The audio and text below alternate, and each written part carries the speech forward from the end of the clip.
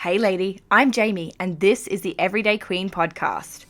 Have you ever had the feeling that you are destined for so much more from your life? Like you know you're here to do epic things and really make a difference, but there's something inside you that holds you back and keeps you playing in your comfort zone. If this sounds familiar, I want you to know you are totally in the right place. I created this podcast to share the stories of women just like you. Women who have faced the trials and tribulations of life, overcome their limiting beliefs, and are now bringing their vision boards to life. In between these epic interviews, I will share with you my own ponderings and stories, coupled with actionable tips and tricks on how you can shift your doubt into pure, inspired action towards your dreams. Are you ready? Let's do it. Hey lady, welcome back to the Everyday Queen podcast, part 2 with my sister Shaynon. Welcome Shan again. Hello again. This is going to be a very random episode for my podcast. Yeah. It's not really random because we talk about conquering life, love, and business, but I haven't really spoken too much about the love front. And to be honest, it's really because I've been waiting to break the ice on that topic with you. Yeah, I don't know how anyone's going to be able to follow this. Nobody is going to be able to top this. This is definitely going to be this might just be literally the icebreaker and the cherry all in one. Perhaps. And we may not ever have to speak about it again. Or maybe, hopefully, one day we can talk about what it's like after you find love. Oh my God, yes. So I'll come back in 50 years' time. When I finally do. Yes. That'll be really cool. Yes, it would be. Okay, so everybody's probably sitting, if they're still listening, they haven't gone, oh my God, I'm not listening to this episode and turned it off. If you're still here, thank you. To give a little bit of background. So my darling sister has been in a lot of relationships. Yeah, I've actually lost count. A lot. And a lot of situationships. Yeah, I love that. I've never heard that before. Okay, yeah. And so we all say unlucky in love.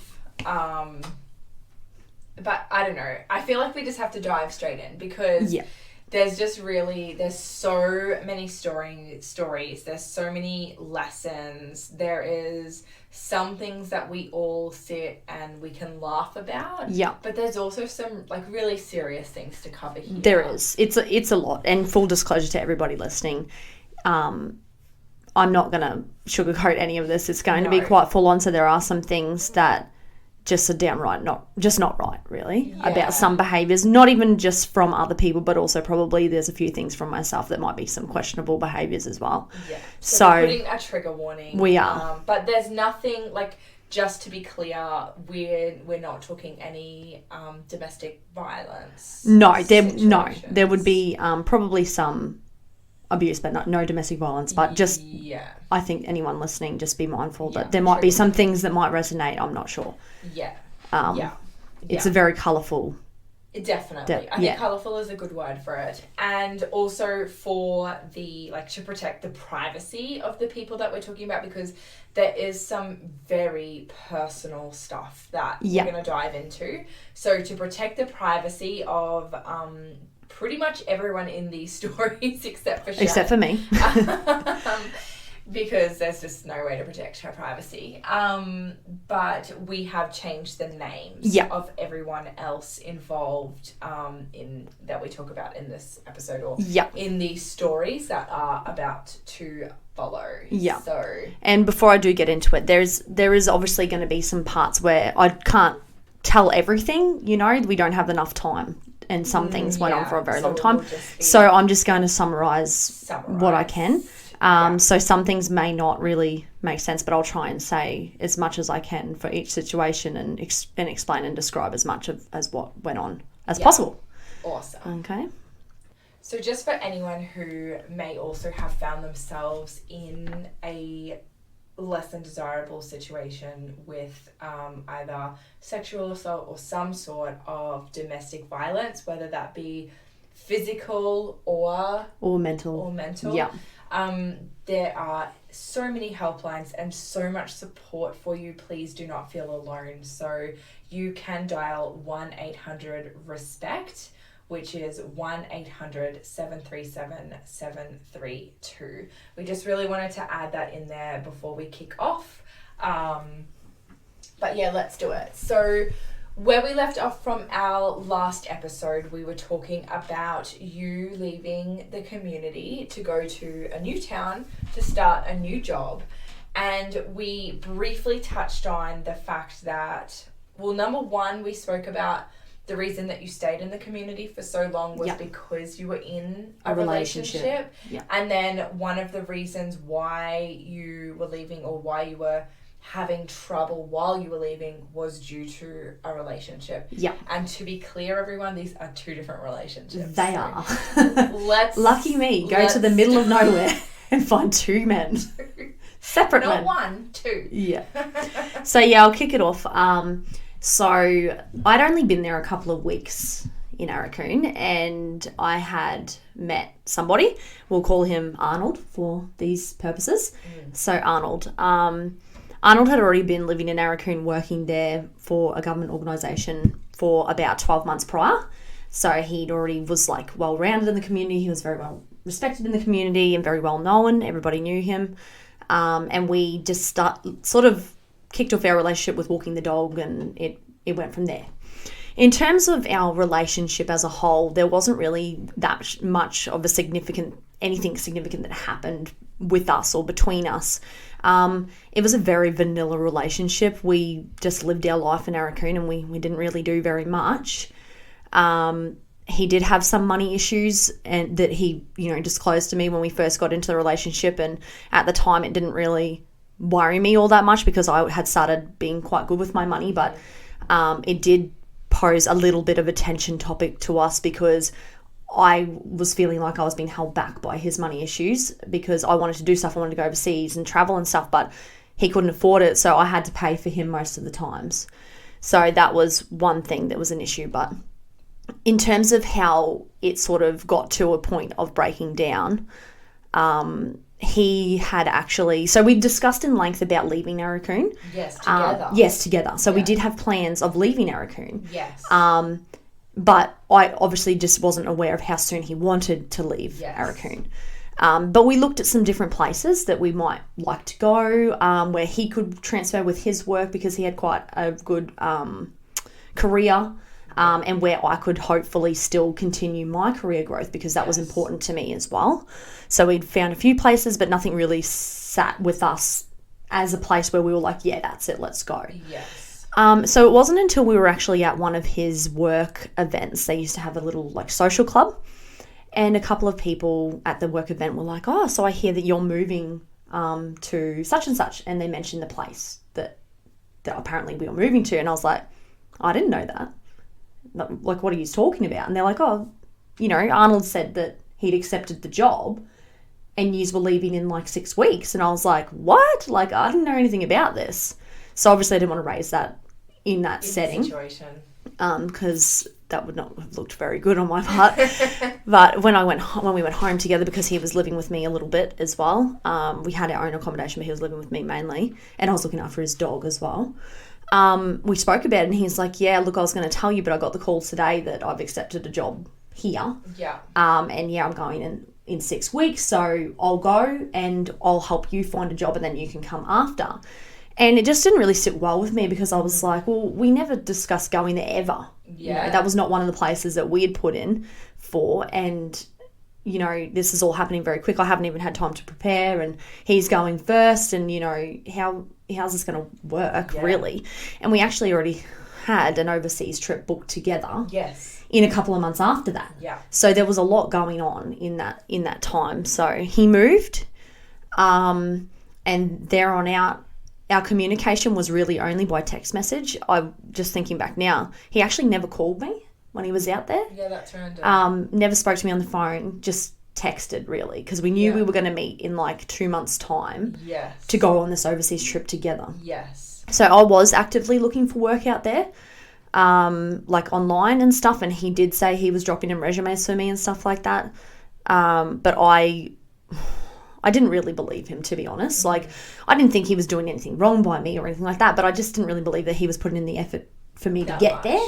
Yeah. So being so far apart, it did force me to have some conversations with him. When we first got together, he did disclose he does have kids. I never met them, but that was a decision that we'd made together because we wanted to be sure about us, and we wanted to make it in I would call it the real world first before we brought his kids in. Yes. That was important to me.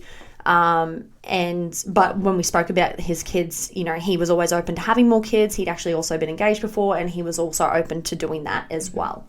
So that was not a concern for mine. But being that he'd made this decision essentially on his own and without me, it didn't feel like it was a partnership anymore. So I wanted to have these conversations again. And unfortunately, he didn't want to talk on the phone. So these were all had over text message, you know, which is not great. But when we got down to it, he did actually... I said to him, you know, I was starting to get cold feet about moving there. I was like, you know, what am I getting from this? I'm moving there for your career, because it was looking like I was going to have to work a part-time job or 2 part-time jobs, and he couldn't support me. He didn't have any money, and he had money issues. Yeah. So I had to have work before I moved there. Yeah. Otherwise, I'd eat up all my savings and may not even find a job anyway. So it really made me nervous moving there for what?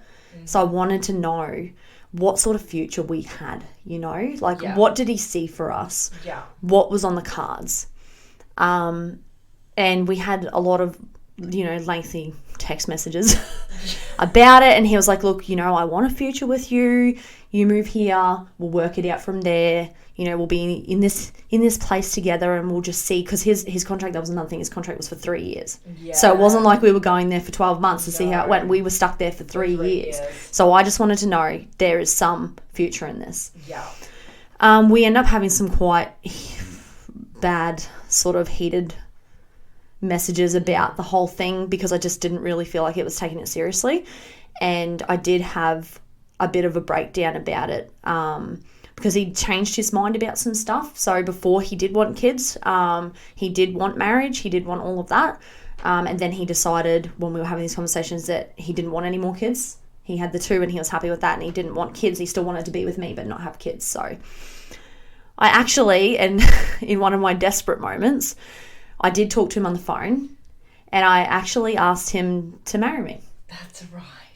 I said to him that if I was going to move there, I wanted a commitment from him, because I felt like I was sacrificing everything, and I would have to be okay with the fact that we would never have children together. Yeah. So I wanted to know that he committed to me. And so I said, you know, let's get engaged. Let's make this, you know, a commitment, and I'll follow you wherever. Yeah. If you commit to me. And I know, and looking back now, that sounds like it's an ultimatum. It's like, really... I've got red flags. Yeah. Like, I'm pushing someone into a corner to marry me out of desperation. Yeah. You know, it was... Well, it's out of desperation, but I can also still see where you're coming from. Like, you're about to essentially throw in, like... You've just gone through this massive self-discovery process that we just spoke about. Yes. You've finally found something that you really enjoy doing, and you're in a really good position in your work at the time. And all of a sudden, out of the blue, you're about to move to another remote community. Yes. And you are going to have to essentially step out of this role that you've created and done so well in, to potentially, I think you're even looking at bar jobs at one stage. I was also looking to go back to childcare, and I said I would never do that. You didn't want to do that. You know, and I was willing to do that for us to be together, but I needed something to cement the fact that I was making the right decision. Yeah. And he said no. Yes. He said no, he will not marry me. And I said, is that like ever, or is that just not right now? He said he didn't feel that we were at that point in our relationship, and he didn't know whether he was even open to being married anyway. Yeah. So yeah, it was like, okay, well, that's it. We didn't talk for a little while after that, but we still had this overseas holiday booked.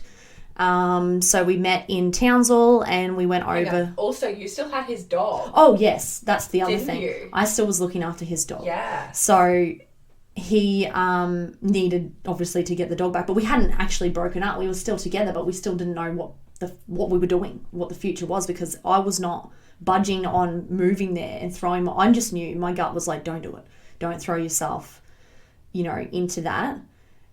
And so we met in Townsville. So Mum brought the dog down because I flew, and we had this overseas holiday booked together, and we met in Townsville, and we did have a conversation because when we first saw each other again after all that time, it was about 2 months, I think, it was a bit cold. I don't think, it's kind of like the connection or the spark had gone. Not to say that there was ever a spark there anyway. Like, if I look back, it was never a very emotionally connected relationship. I would say it was probably a relationship built out of convenience and circumstantial, really. Not so much as an emotional connection. I can't honestly say that I ever really was in love, which was another reason why I didn't really want to just up my life and move somewhere for someone who didn't want the same things as what I did. So Mum drove down to Townsville with the dog, and the dog stayed at my friend's house while we went overseas for, I think it was 2 weeks or a week and a bit. Yeah. Before we went overseas, we decided, if we're going to be overseas together in each other's pockets every day, we needed to be friends and remember why we, were friends in the first place. Yeah. And we had hopes of reconnecting while we were over there, experiencing a different culture together. We thought maybe that might spark it again, and we could discuss whatever was the issue before, or whatever our future together was going to be. We might be able to discuss that after we've had this overseas trip. So the trip went good the first couple of days, and I think it was a weekend and whatever, and we actually met this young girl on the trip. She was really fun. Her and I hit it off straight away. Yeah. We had the same humour, and it was like, we were like the three best friends, basically. We went everywhere together, us three.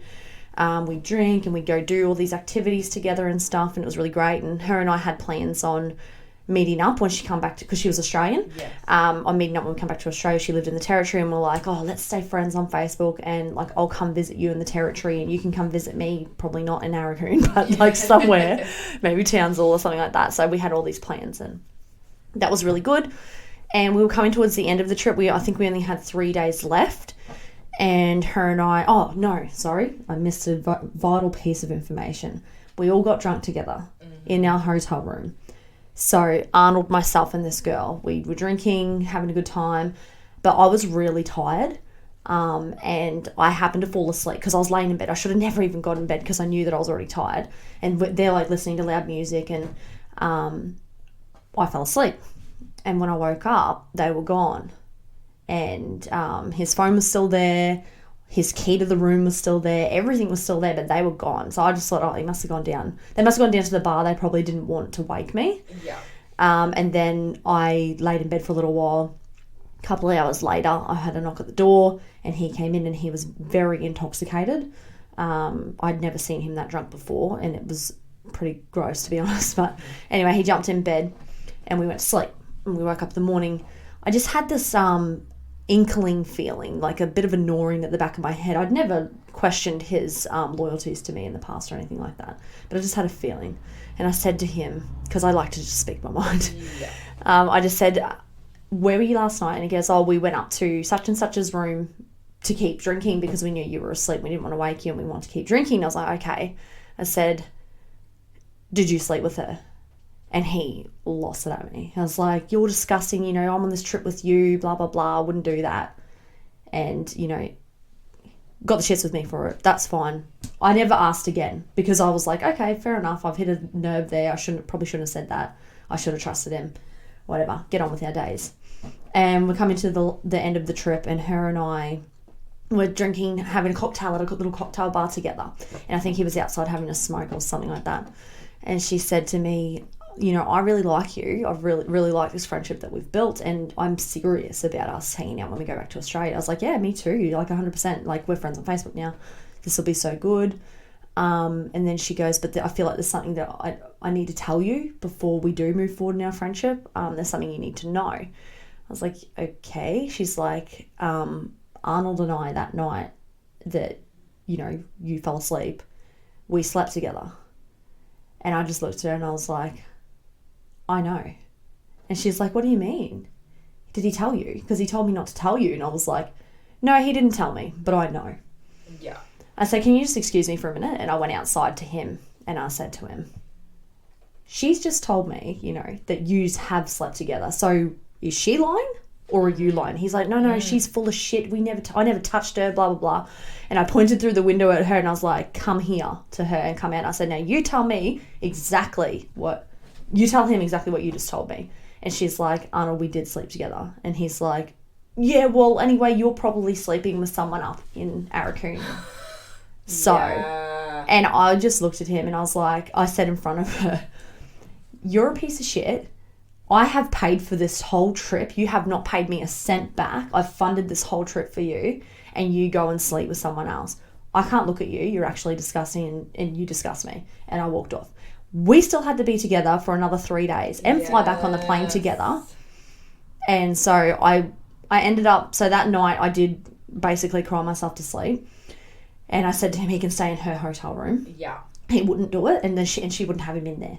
Yeah. So he ended up coming. So she wiped him up. She ended up wiping him. Yeah, she was like, "Nah, see you later, mate." Like, because obviously he told her some story about us not really being together, or I'm not really sure what he told her, but either way, I was dirty with both of them. I said to her, "Look, I would never do that to a friend. Yeah, so there's no girl code there. Yeah, I don't. I can't see us being friends at all, basically. So please, like, stay away from me. I'm just trying to enjoy the rest of my trip. Yeah. So he had to come back to my hotel room because I'm not a complete asshole. And I was like, all right, we're in a foreign country. I'm not going to make him sleep by himself. He has no money anyway. Yeah. So because I'm paying for his everything. So I let him stay there and I basically cried myself to sleep and he tried to hug me. I was like, please don't touch me. Just let me do what I need to do.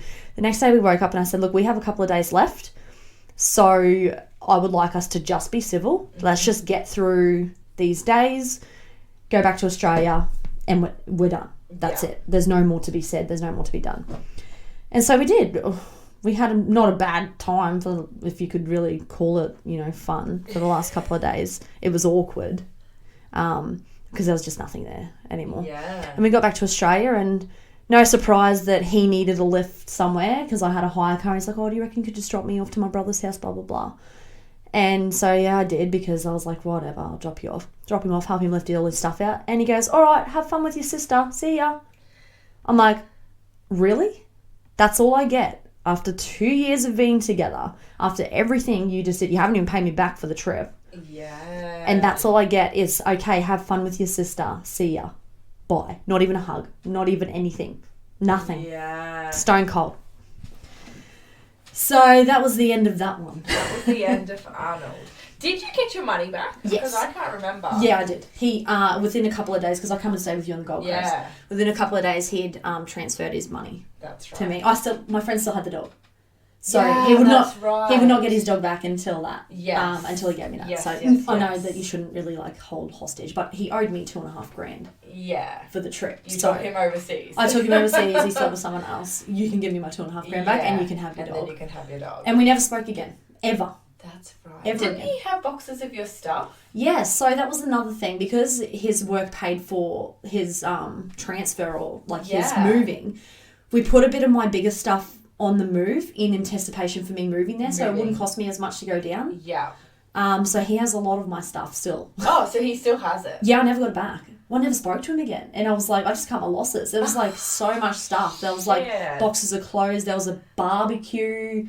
There was, all my good Tupperware, a lot of cooking utensils and stuff. I packed up a lot of stuff, so yeah, lost a bit of money there. So advice, people, do not pack your stuff and send it with the boyfriend that is leaving town to go to a place that didn't even discuss it with you. That should have been, that should have definitely been a red flag there, but anyway.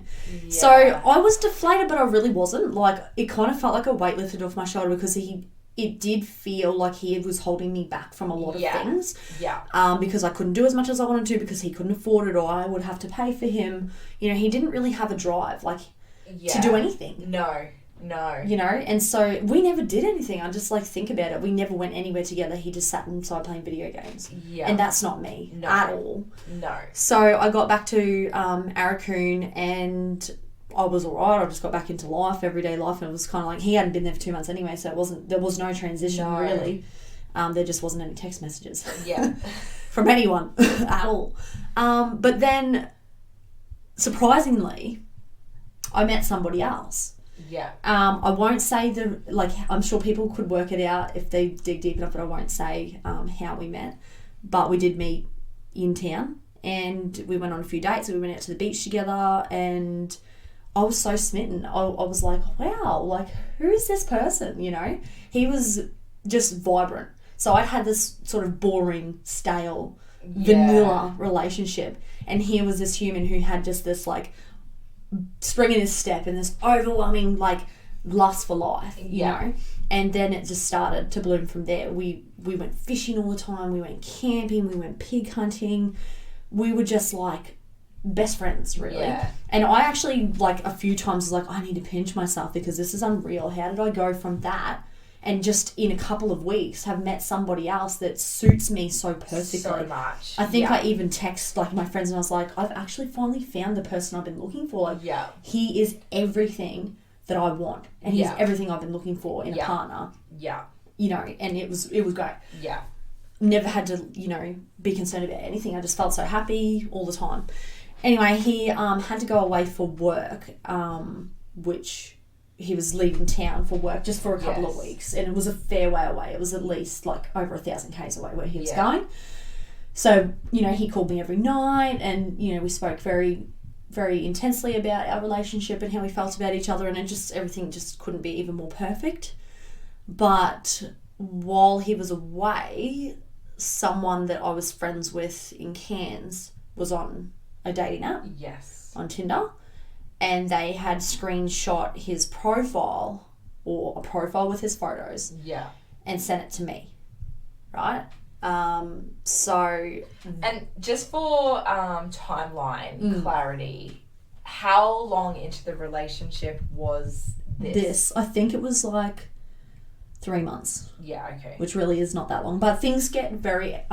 intense really quickly in a place like that because you are just in each other's lives every day, you know? Yeah. Like, so 3 months felt like a year of being with him. And also something we haven't said about Arakoon, which we probably should have said in the last episode, is that it's also a dry community. Yes, so no alcohol. So there's nothing to do. No. Like, aside from the fishing and the camping and that sort of thing. Yeah, you have to get out to do stuff. You have to there's nothing to there. Do things. So. Which means it is very much a microwave. Pretty much. Yeah. You know, you spend all your time, you know, and even the town's that small that he'd be driving around going to work and he'd be driving past my work. Yeah. And wave at me, or he'd bring me like a coffee or something like that. Like, you see them all day long, and then he'd come to my house and stay at my house at night. So it really did project us forward very quickly. Yes. Yeah. So I didn't really think that us telling each other that we loved each other and us making plans for the future was wrong or too fast. It felt right. Yeah. You know, and we did have plans. So we had plans to start a business together and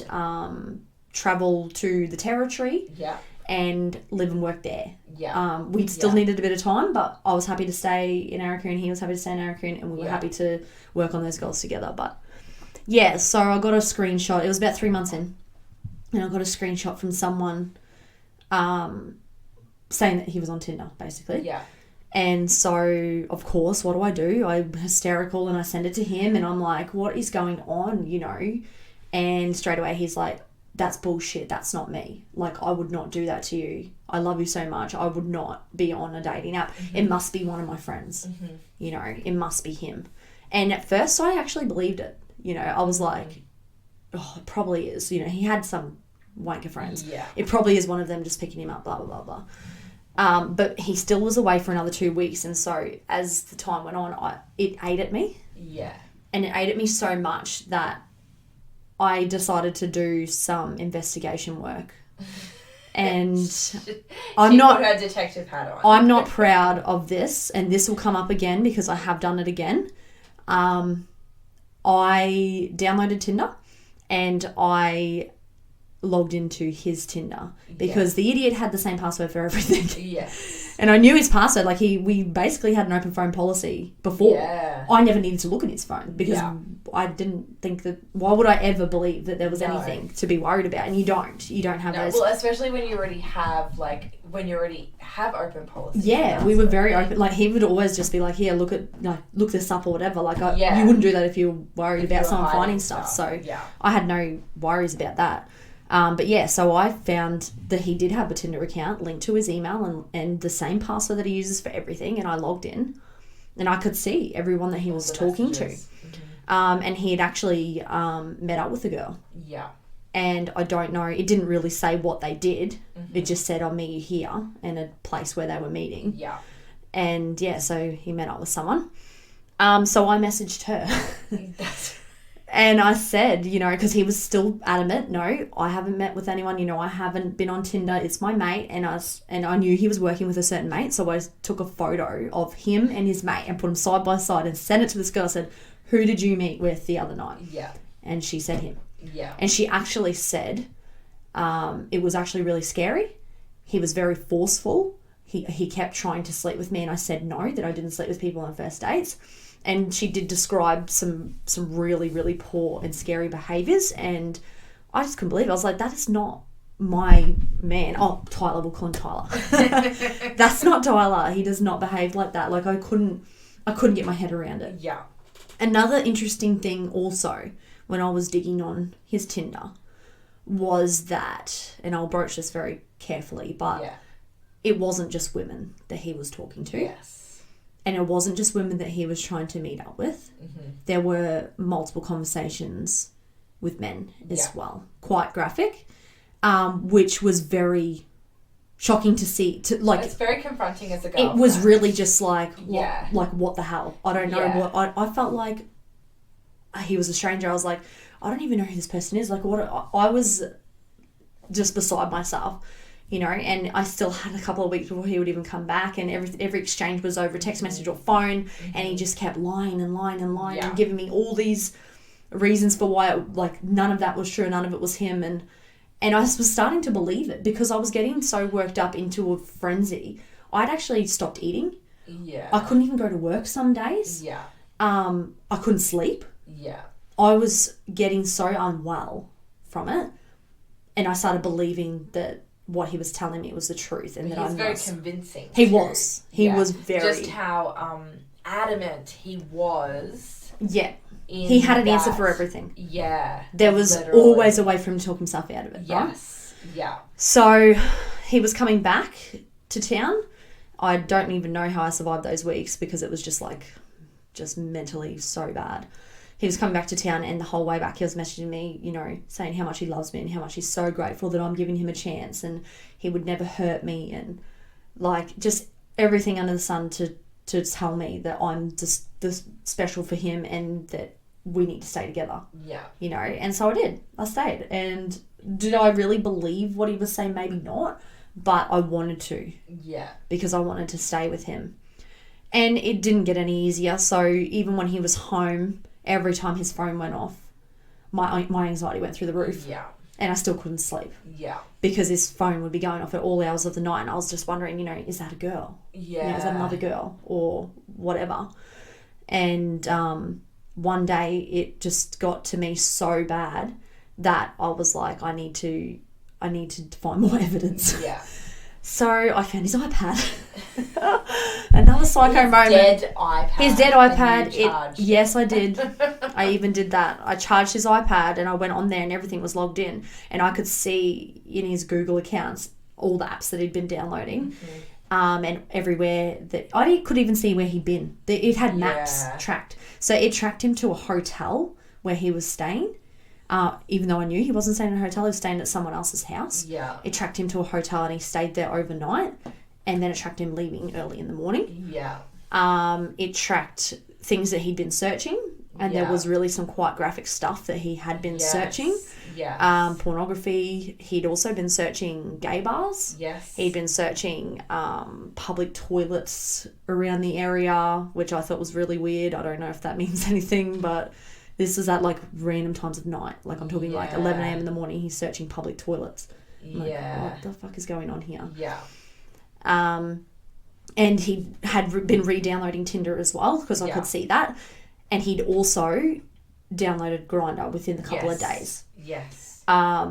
He was staying at my house. Yes. So I don't know when he was doing this. Yeah. But I stayed home from work a couple of days and I basically spent the whole day tracking what he was doing because it was just killing me. I was just so focused on this because I knew that there was stuff going on. Mm-hmm. It consumed my whole life. I couldn't even work because I was like, you know, consumed by what he was doing. And he was still so convincing. He was still so convincing. He would come back and he'd just be like all lovey-dovey and just like, you know, I couldn't even raise it with him, especially the stuff about the men because I was scared. Yeah. But then, so I went one step further, and this is really, I would say probably crossing the line, but in the time it was out of desperation. So anyone who's listening, it really was desperation. I had also red flag. Definitely red flag. I had reached an all-time low. Yeah. And like I said, very mentally unwell. I didn't even know who I was anymore. I didn't even, I couldn't even smile or laugh or do anything. I was just like a shell of a human, just getting on with life. And I downloaded Grindr and I created an account, not with me, obviously, just with no profile, just a fake name and fake information and whatever. And the thing about being in a small town is those apps work off radius. Yes. So I just lowered it to like the lowest radius possible to try and ping any phone or any account, Grindr account that was in town. And sure enough, the first one that pops up sends me a picture of their dick. And I recognised not only the penis, but the tiles of the floor. Yes. That was my bathroom. That's right. So it was Tyler sending his penis to another male in my bathroom, taking a photo. Well, I don't even know where I was when he took the photo. Yeah. Maybe I was asleep in bed. I have no idea. Yeah. And I knew at that point that it was bigger than what I was able to comprehend. And there was more going on. Yeah. And I needed to have a conversation with him. Yeah. No matter how hard it was going to be.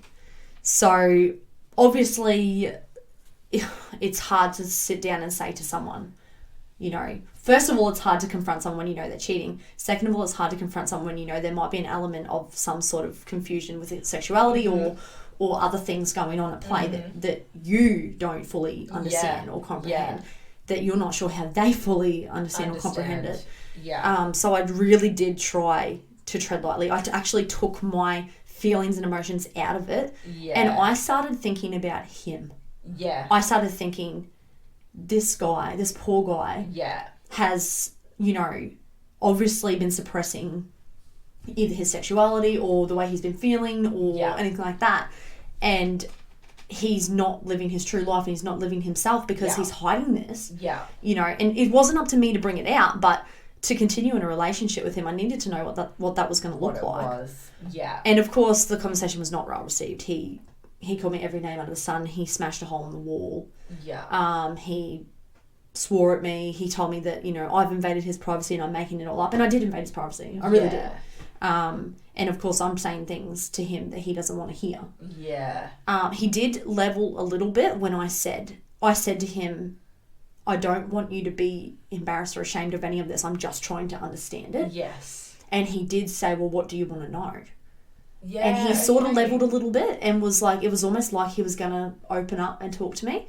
And I said, all I want to know is if this is something that you need moving forward, how can we do this in our relationship so that, one, you're being safe, and two, you know, all of our needs are both being met. Like, what does this look like? And, you know, he just went back in again. He's like, no, that's disgusting. You know, I like women. I would never do that. You're fucked in the head, you know. I can't believe you would even think that. It was someone else and, you know, all of this stuff. So I knew, okay, he's not. Yeah. He's not going to admit it. He's not going to give me any sort of direction in this. And I didn't even know where to go from there or what to do.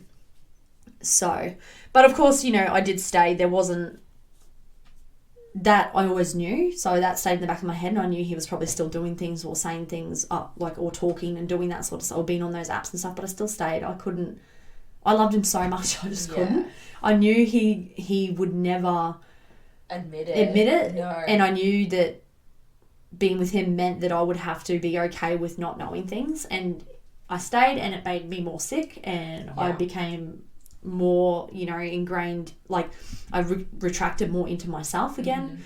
And yeah, I just was like a zombie. I didn't even really recognize myself anymore. And it wasn't until one night, I remember now the straw that sort of broke the camel's back. We hadn't been having sex.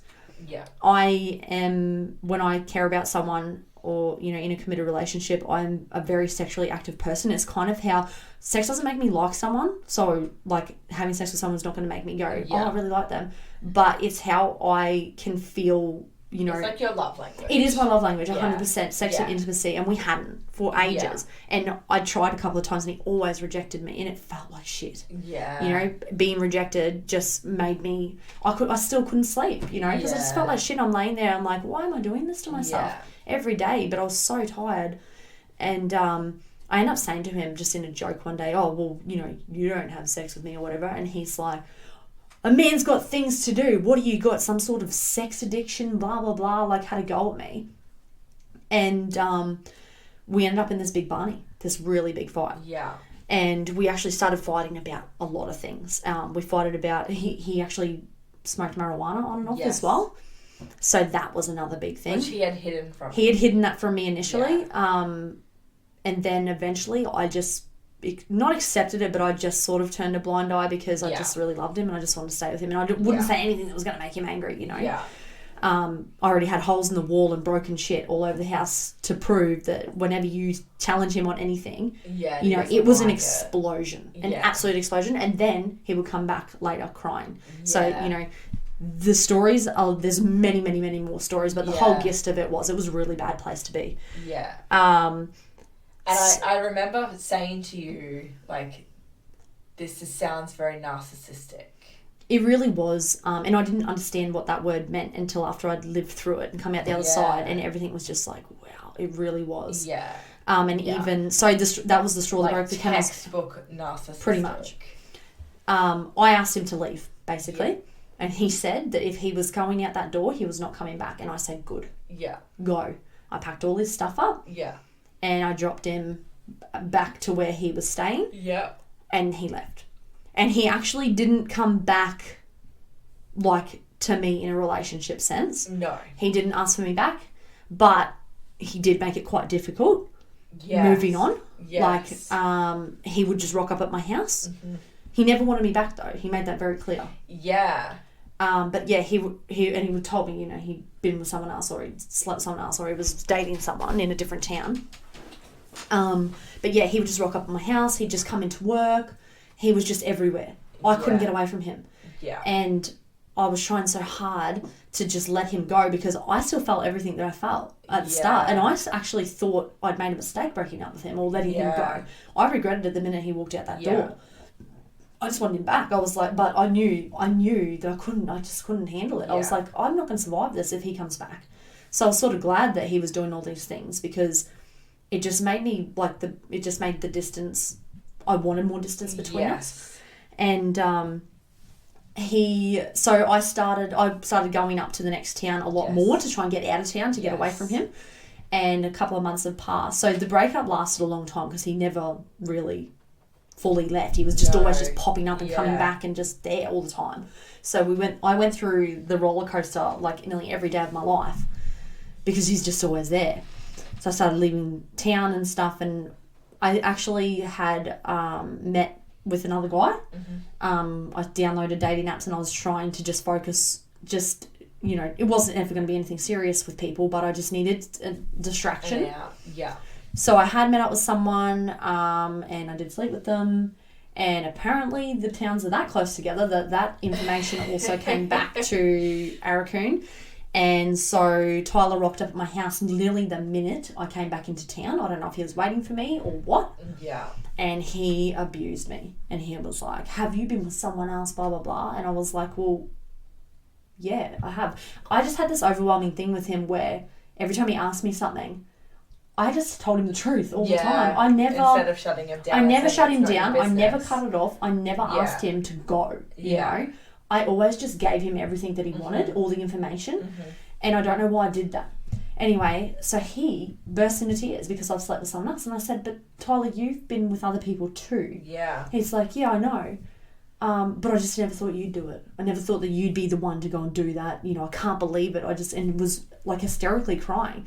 And in the end, I'm consoling him. Yeah. I'm like, oh, it's okay, you know. And it was like, what the fuck is going on here? Yeah. Why am I making you feel better about the fact that I've finally, after 3 months, slept with someone else when you were sleeping with people the whole time? And lying. Yeah. And denying. I had evidence beyond imaginable. Yeah. And, like, he would literally, it was to the point where I swear he was believing his own lies, because I would have a photo of him, you know, with someone or something like that along those lines, and he would still say, that's not me. Yeah. With such conviction that I was like, oh, have I got it wrong? Like, I was starting to go crazy. Yeah. So luckily, I had holidays booked to go to Townsville to visit my friends and come down and see you. Yeah. And that break away, so I blocked his number while I was gone. I didn't want to block it while I was in town because I knew he'd just rock up to my house. Yeah. So I couldn't get away that easily. And I blocked his number while I was gone. And it was like a godsend. Just being able to just breathe again and just try and just, you know, decompress everything that had been going on.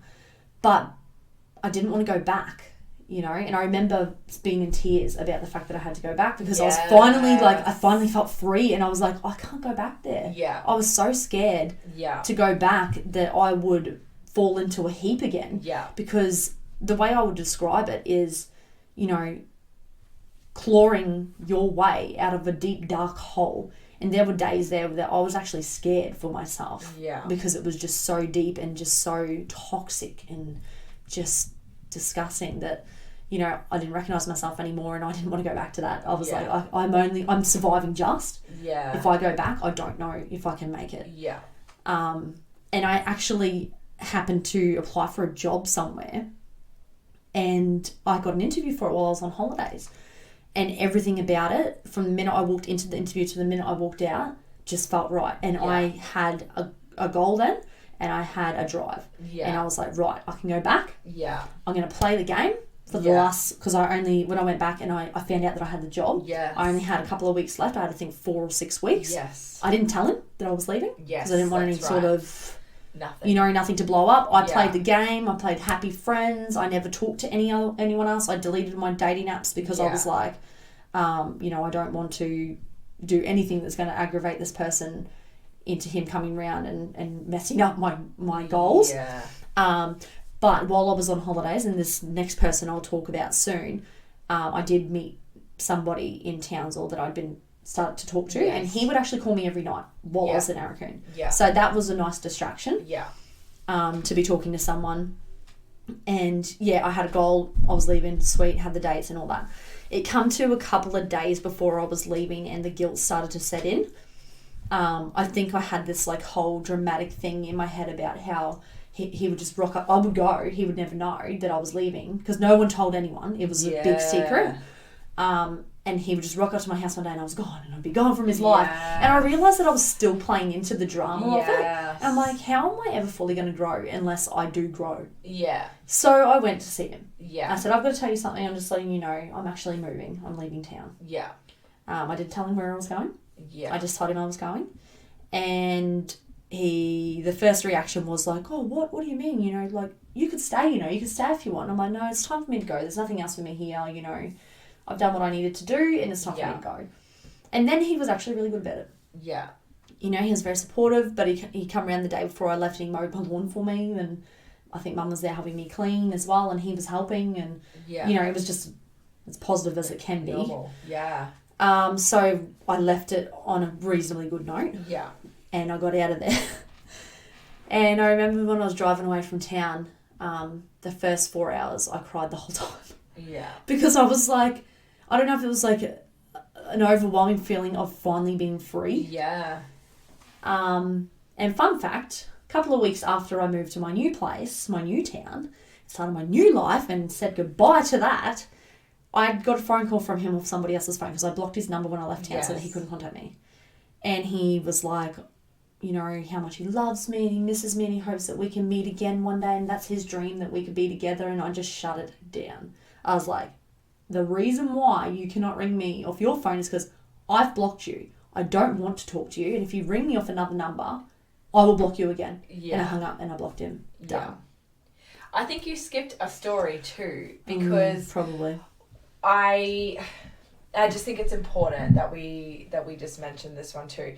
So you were training someone to take your job or part of your job. Yes. And Tyler somehow came up in conversation with this person. Yeah, so I was training a junior to take part of my job when I was leaving, and I overheard her talking on the phone to someone, and she said his name. Yeah. And I come in and I said, are you talking about such and such? She goes, yeah. Him and my sister, they're trying for a baby. And I was like, what? How long have they been together for? She's like, a couple of years. I'm like, where? And she's like, she lives in such and such, which was like somewhere near Cairns. So whenever he was going away for work, he was essentially in a relationship with this other girl. Trying for a baby. I was like, does he know that they're trying for a baby? And she had moved back to town. I'd never seen them together. Yeah. But yeah, and it was actually widely known because someone else mentioned to me about them driving around together or something like that. Yeah. And yeah, so he had been essentially in this relationship with this girl for a couple of years, but that's not who he's dating now. No. He's with someone else. Yeah. So I don't know how that goes, but he did, just not to, if you can find it funny, he did pop up on Tinder. Yes. Because I'm on dating apps, and he popped up on Tinder. And so but he's still dating her, so yeah, don't know how that works, but that's none of my business and not my story to tell. No, and nothing more ever really came out of the like the grinder. No, the interest in men. Nothing. No, I did talk to him about. We had conversations about like I can't believe I'm even saying this, but inviting someone in. Yeah. And stuff like that.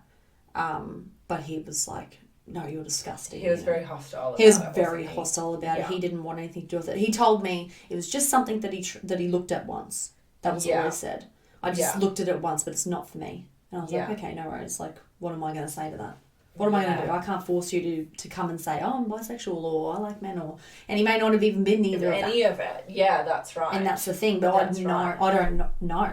And I'll never know. And he might not ever know. No. No. So that's, that was his journey and I was happy to leave it there. It was more the betrayal to me. Yeah. It was a shock, obviously. Yeah. Because you're, with this guy and you think a certain way, but obviously he was thinking a different way. So it was initially a shock, but it was the betrayal that got me the most more. Yeah. It was the guy behind my back, and I hated thinking that I was that dumb girl that everybody talks about, that everybody knows what her man's doing behind her back. You know those stories, and I didn't like that idea of being that person. I was like, no, I can't. I cannot live my life like that. Yes. So that was the reason for me leaving Arakan, essentially, and it was really sad the fact that I'd gone there to find myself and I thought that I had, and then I'd met this person and ended up in these scenarios where you essentially lost yourself. I lost everything again. I honestly did, and the rebuilding myself from that was way harder than I ever thought. There was a couple of times there where I didn't think I would ever be right again. I thought, this is gonna mess me up for the rest of my life. I honestly did. But now, if I tell the story, sometimes I just laugh about it because it's how the heck? Well, it's kind of like, what? Well, firstly, it's like, it would only happen to you. Oh. I have none of these stories. Probably for a good reason. But, yeah, I do also feel like it does get harder. The higher you grow and the more you grow and the higher a level you get to, it definitely gets, or it feels a lot harder with each growth that you have to go to from there. So, but there was a lot of lessons in it. Absolutely. obviously you can't see the forest from the trees. Yeah. But after, like, once I finally settled into my new life, I realised all the things that I had missed in it all being wrong, and all the things I had allowed. Yes. I was allowing behaviours, and I was allowing myself to become someone that I never wanted to be. Yeah. That insecure, suspicious, sneaky, going through the iPad and the phone and stuff. That is not a human that I want to be. And as far as I'm concerned, the lesson that I learnt was, as soon as I have an inkling in my gut, because my gut was screaming at me all the time. Yeah. As soon as I have that feeling, it doesn't need to get to the point of you not sleeping at night and you not going through, and you going through someone's phone. Yeah. If you ask them a question and you don't believe their answer, that's the answer enough for you. Yeah. That is the answer enough for you. And it took going through all of that for me to go, this is my line. This is the bare minimal that I will accept. Yeah. And these are my values, and I need to stick to them, and I need to be strong with them. Yeah. And that brings me to my next story. Yeah. Just before you dive into the next story, too, I just want, I'm hoping that you're okay with me sharing this, but you also saw a therapist. I did. After that too, didn't you? Yeah, so the therapist got me through a lot of the time there. Yes. I went to them because I really just wanted to die. I didn't want to be alive anymore. I didn't have any plans of suicide. I didn't have any plans of actually going through with it. It wasn't like that. I just woke up every day going, again. Yeah. I didn't die in my sleep. Why? Yeah. I honestly just wanted to go to bed every night and die. Yeah. I just I can't do this. I didn't feel, and the closer it got to also being able, knowing that I was leaving, it got so hard. Every day was hard. It was like, I know the end is near, but I just wasn't there yet. And it was just like, I just needed to get there. Yeah. It was like a sprint, but it felt like a marathon, So I did see someone, and they were really good. The first thing, actually, when I first divulged, because the first conversation, I basically just cried. Yeah. I was like, I didn't know what to say. I felt stupid. I was like, I feel fine now, but I don't know, I'm not fine. I didn't know what to say. And I just told them everything. I didn't tell them, obviously, who the person was. Yes. But I just said, this is what's happened to me in the last 12 months. Yeah. This is what I've been living. And basically, she turned around and she goes, honey, you're not the one that needs to be in therapy. I can tell you that right now. There is nothing wrong with you. Your reactions are normal. Yeah. But you can't stay like this forever. No. Get yourself out of here. Yeah. Go live a life. And I just kept going back to her, and she was really great. She was so good. And talking about it to somebody else makes you feel less crazy. Yeah, because some of it I actually felt like I'd made up, because some of it was just so outrageous, and some things that were said and done was just like, did I make that up? Like, am I just some professional victim? Like, that's what I felt like. Yeah. So. Yeah. And I guess, obviously you divulged all of this information to definitely me. Yeah. And probably even other some friends and that sort of thing. But it's definitely different having that, I guess, the non-emotional connection. Yeah. That person that can just... See, I was embarrassed to talk to you guys a bit as well sometimes, because I knew, the first time I told you guys about the cheating, I knew I was going to go back. Yeah. I already had made my mind up when I told you, and I regretted telling you, because then you guys knew. And I was like, now they know that he's a piece of shit. Yeah. And I'm going back to him, and I love this guy. How embarrassing. I was so embarrassed by my behaviours. Yeah. Because if any of you had done it, I would have been like, slap you silly. Yeah. Don't you dare go back there. But I couldn't do it. I just had to live through it. I think it's, again, situation. Because I do remember saying that to you as well.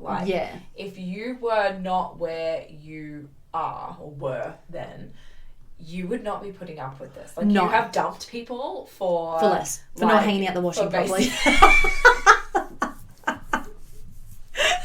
I don't like how he hangs out the washing. I used to be brutal. I used to be brutal, so it is amazing that I ended up in this place of being so lenient and just allowing so much bullshit. But what I learned here did actually help me moving forward in a couple of other relationships or situationships that I've had. Yes. There is definitely had been some growth, so I'll talk about that as well. So I mentioned that while I was up there, when I was down here, I matched with someone on Tinder and we'd been talking a little bit. He was ringing me every night and it was really lovely just to talk to someone. We never talked about like what was going on in my life. We just talked about just general everyday stuff, and he just was quite interested. And so we decided when I came down that we would go on a date. Yes. And we had lunch together. And then this was a space of like 4 days. So I'd been talking to this guy flat for about 6 weeks. Yes. Phone calls every night. We'll call him Edward. So we divulged in conversation about, you know, what we're looking for and stuff like that. He did have 2 kids, which was fine. It didn't really worry me. He was open to having more kids. That was cool. He'd been married before. Open to that as well. So there were 2 things that I wanted to make sure before I started like going on the dating scene. And just to like touch on that with my preference to kids and stuff like that, for me, it's not a clear yes and it's not a clear no. For me to want kids in my life. For me, it's more important that they're the option is there. You've got the option. Yes. Because I don't want to get to a point with someone where I decide, actually, I do want kids and they're a no. Yes. We might decide together that we're both a no. Yes. And that's fine. I don't know yet. But I want the option to be there. So that was a value that I decided I needed. And something that I needed, was going to be strict on. So, we went to lunch together and it was really lovely. And we then went to dinner together the next night. Mm-hmm. And then that weekend it was my birthday. Mm-hmm. So I just asked him, you know, I already had plans to go to the quarter deck with some friends because I hadn't been out dressed up and with my friends and like in forever, you know, and even drinking was not really that much drinking happened up there. So I just asked him, you know, do you want to come? My friends will be there, so obviously we'll just say that, you know, we've just met and friends and whatever. We don't have to be like, oh, we're dating, because we weren't. We didn't really know each other that well. So, and he was all for it. And he come and he was a hit. Everybody loved him. All the guys were like, we're Team Edward, you know, and it was great. But then there's something about when people get drunk and they let go of themselves a little bit. Mm-hmm. And I think there's a line where you really see personalities in people. Obviously, the line gets crossed and people can act like total tools, which may normally not. Yes. But there's always a little sweet spot where you get just enough alcohol to speak your truth. Yeah. Basically. Yeah. No inhibitions. No. Yeah. So my friend decided she was going to grill him. She was like, right, this girl's been hurt. You're not coming into her life unless you mean business, you know? Yeah. And so she talked to him and he expressed, you know, how much he really already liked me and he was open to seeing where it went and this and that. But then he also disclosed to her that he'd had the snip. Oh, yes. And so I come back to the table. She's like, so it's all looking really good. But did you know that he'd had the snip? And I'm like, no. Which for anyone listening in, because like, it's probably something different. I have to, in Australia we say so many random like shortcut things. And I find that people in other countries sometimes have no idea what we're talking about. Yes, so true. The snip, for anyone listening in from anywhere in the world, is essentially a vasectomy where the man can no longer... Well, you can have I think you can have it reversed, but the longer that it's there, the less viable the sperm is or something like that. Yeah, so I did a little bit of research. Stops a man from being able to have children. Really, you would think that you do that because you don't want any more children. Absolutely. You know? Yeah. So he'd had the snip and he disclosed that to her. Yes. He also disclosed that he was moving, because his kids lived in another town, that he was moving back to where they were. He was only up here for work and he was moving back down there in like 3 months' time. But had told me that he was looking at something serious. He wasn't there to muck around. He was there for something serious. So there was a few things that didn't really... Discrepancy. Yeah, in the story. It didn't really add up. I don't think he was being... I didn't ever feel that he was being like deliberately misleading or anything like that. But we had a conversation the next day and he confirmed that yes, he has had the snip and yes, he is moving in a couple of months. Yeah. And he said, and he understands that might make me not want to pursue it because, you know, that kind of rushes things, or, you know, there's a potential that he'd just go and we wouldn't be anything. And I decided then and there that it wasn't for me. Yeah. And for the first time, I just stuck by my values. This is what I want. This is not meeting that. And I cut it off in a respectful way. Yes. I just said, you know, these are my values and it doesn't align. So I've had a lovely time. Yeah. Thank you so much. And good luck with your life. Yeah. So that was the end of Edward. I feel like there's so much power in that. Like, just being able to finally, like, rather than play back into those old patterns. Yes. And because I could have, honestly. Yeah, absolutely. It would have been easy to be like, oh, but maybe I'll be the one that changes his mind and he'll stay for me. And like, he'll reverse the vasectomy. Yeah. That doesn't happen. This is real life, and I've lived through real life shitstorms, so I knew that the fairy tale was not coming for me. Yeah. So I So out with the old. Yes. And in with the new. So I started my new life in a new town. And obviously I was still on dating apps and flicking away. And I actually matched with 2 people around the same time. So my next 2 people were matches around the same time. One of them became my friend on Facebook, but I never really went anywhere with it. He just sort of always sat there in the background, maybe sent me a message like once a week, or send me like funny videos or something like that. But we never made any plans to meet, and the conversation was not consistent and did not continue. Yeah. The other one I spoke to for a couple of days. So his name is Jason. And we decided to go on a date. Mm-hmm. So we did. We went and had a few drinks together, and we had a ball. We had a lot of fun. I'm pretty sure that the first thing I did when I walked in was actually accidentally swear, and he was like, I love that. That's great. And we had so much fun that the next day he messaged me and he was like, I really liked that. Let's do it again sometime. Yeah. And I was like, yep, sounds good. Cool. So we had no plans, but we had said we would see each other again. Anyway, so that next night he was going somewhere, or like out with friends or something like that, and my housemate and I decided we were going to go out. I didn't know where he was. We'd actually stopped talking because we were both busy with our days. And I go to one of the pubs in town and walk in, and it's packed. And my housemate was already there, so I didn't know anyone, so I had to try and find her. And I'm walking through the crowd, and I look over, and here he is. And I go to raise my hand to wave to him, and he just freezes and just stares at me, and then turns the other way and walks away. Like, pretends he doesn't know you. Yes. But it was a couple of seconds of, like, staring. Like, holy fuck. He looked like he'd shit himself. Yeah. And I was like, what the fuck? And I walked over to my housemate and I was like, that guy that I went on a date with last night is here. She goes, oh, where is he? I'm like, over there. But, like, the look that he just gave me, it was like deer in headlights. Like, caught in the act or something, and I immediately was like, what is going on? He's got a wife. I was like, what the fuck?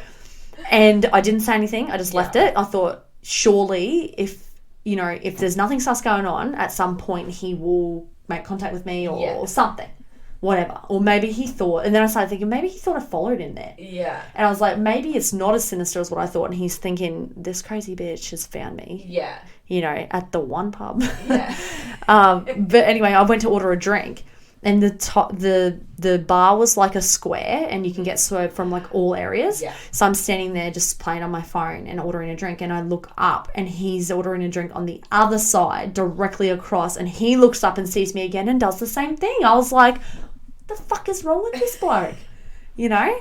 So I said, I felt uncomfortable being there then. I was like, my presence is obviously throwing him off. Yeah. You know, and he's obviously not game enough to come and say anything to me. So I said to my housemate, can we go to another pub? So we went to another pub. And he messaged me and he was like, you look really nice tonight. And I was like, what the fuck just happened? He's like, oh, sorry, I was just with mates or something. And I'm like, this is really odd. Yeah.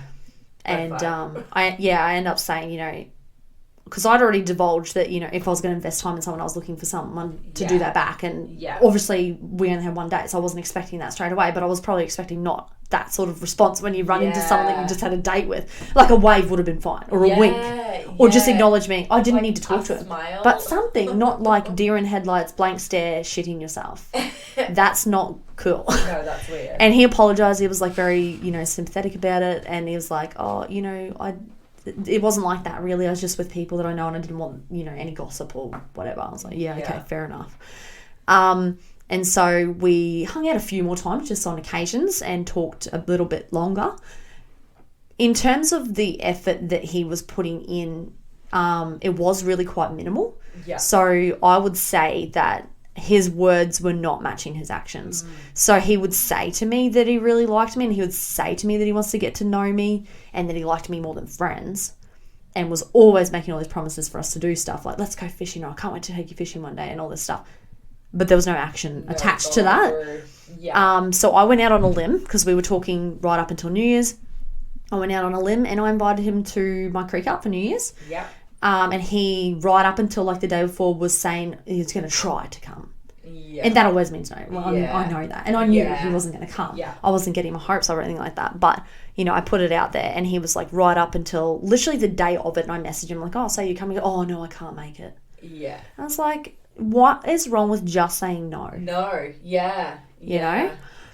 Anyway, coming back into the new year, I was like, okay, this is one of my things that I said I wasn't going to do, and that was give to people that aren't giving back. So I withdrew my effort from the equation, and he must have noticed it because he messaged me out of the blue and was like, I've been thinking about you a lot lately, and I was being a smart ass, so I just said, oh, really? I'm so surprised to hear that. And then he said something else and wanted to catch up or whatever, and I just said, yeah, actually, I wouldn't mind catching up because there's something I want to talk to you about. Yeah. And basically I was going to say ship up or shape off. Yeah. You've got a chance to show me some effort. Yeah. If you don't, you're getting nothing back from me. Yeah. There's no exchange happening here. And he said, I need to talk to you about something too. I'm like, I already know. I already knew in my head. I was like, this guy's seen someone. Yeah. 100%. That would explain all the behaviours. Yes. And that would explain what the lack of effort and stuff like that. And why he needs to talk to me as well. So he actually came over, which I will credit this. Yeah, absolutely. I think this was very respectful. Probably some of the behaviours were not that respectful and maybe a little bit misleading. Yeah. But all in all, it was not a damaging experience. Yeah. I mean, at the end of the day too, when you're dating, you don't owe anyone anything really. But it also is like kind of open slather. Like, you're not ever just dating one person. Yeah. In the beginning. No, that's right. And this was the thing where I had to learn as well, is because I am fiercely loyal, even in those early stages of dating. So once we started talking, I actually stopped putting in effort with other people, and I didn't even notice that I was doing it. Yes. So he taught me that as well. So this is another thing that I learned from him. Yeah. Was, he was probably investing quite highly into someone else. Yeah. And pursuing that, but he was still talking to me and dating me and maybe even other people I don't know. And that's not wrong. No. He didn't do anything wrong in that equation. I should have been doing the same. Yes. So I sort of shot myself in the foot there because I was only investing in him. Yes. And I wasn't getting my investment back because he was giving it to someone else. Yes. And so that's what he came over to say, was that he was now seeing someone. Yes. Which I found very respectful. I was very grateful, and I believe I took it really well. He might have other things to say about that, but I just said, okay, thank you for letting me know. I really appreciate that. I think his behaviours afterwards are a bit annoying because he was like, oh, I'm going to regret this decision. And, and I just kept saying, no, you won't. No, you've made the right decision for you, and now I'm open to meet someone. I don't, the gate's open, is free. Thank you for telling me. Yeah. And I tried to, take it really well. Yeah. In the end, because he was messaging me the same sort of stuff, not forever, just the next day or that night or the next day, and he was like, I already regret this, I think I've made a big mistake and this and that. And I actually said, this is really unfair. Yeah. You can't come over and say, I'm seeing someone else. Yeah. And then come and say that you made a mistake. Yeah, that's right. You're not doing anything about it. No. Like, he didn't take any actions in fixing that mistake. It was just all words. Again, not attached to actions. Yes. It's also not just unfair on you, but unfair on her, the other person. Yeah, and I was thinking the same thing. I was like, oh my God, imagine being the girl that's like, oh, I would hate it to be the second option or to be the first option, but know that there was other one there. But then being like, oh, I regret getting rid of the second option. Yeah. It was a little bit confusing. I cut ties then because I was like, this is not going to help either of us. You know, even if his feelings were genuine and he really did regret it, he wasn't making any effort to fix it or to change it or to put any effort into it. Yeah. So I just was like, okay, no more. We're moving on. Yeah. You know. And so Jason left the picture. And scene. Except for there is another person in between, but I will have to say, just in case Jason does listen in, Jason and I are now really good friends. Yes. It turned out that it didn't work out with the other girl. And he didn't come crawling back and being like, oh, you know, I fucked up. You know, it wasn't like that. Yeah. It's somehow, I don't even really know how. Yeah. It just somehow came about again. Yeah. We're really good friends and we hang out a little bit and we talk a little bit. In terms of the effort that he puts in, it's probably still the same, I would say. Like, there might be a little bit more effort. Yeah.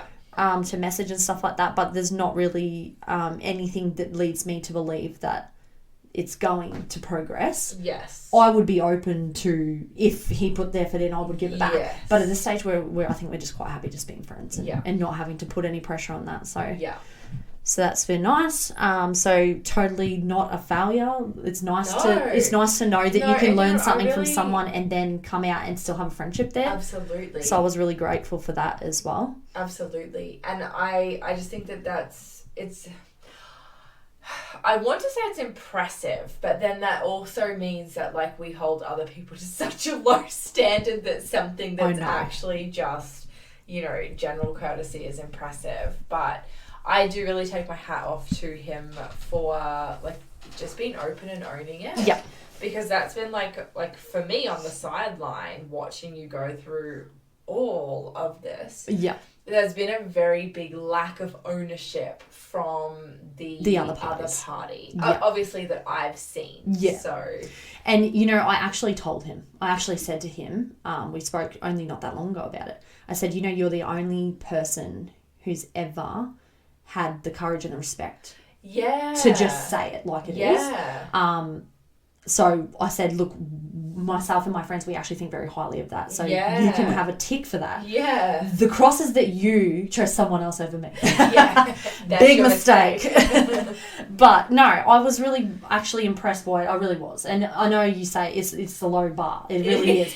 But when you're competing with, like, the ocean full of what it is. Have you seen the TikTok? It's like something about, tell me something that your ex could have done to, like, change the situation. And the girl goes, the bare minimum.